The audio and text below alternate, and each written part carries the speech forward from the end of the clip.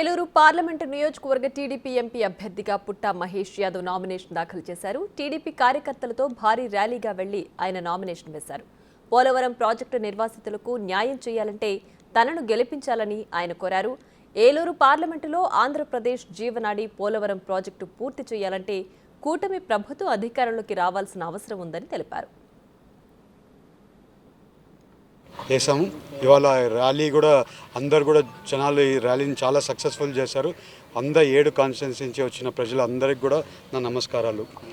ఇవాళ మనము ఇవాళ చూస్తే జనాలు వచ్చిందైనా కానివ్వండి, ర్యాలీ జరిగిన విధానం చూస్తే అప్పుడే గెలిచిపోయామనే ఇది అనిపిస్తుంది.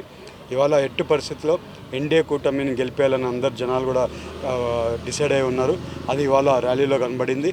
అలాగే అందరు కూడా ఈసారి ఎన్డీఏ కూటమిని ఏలూరు పార్లమెంట్ అభ్యర్థికి నన్ను గెలిపేయాలని అందరినీ కోరుకుంటూ అందరికీ ధన్యవాదాలు.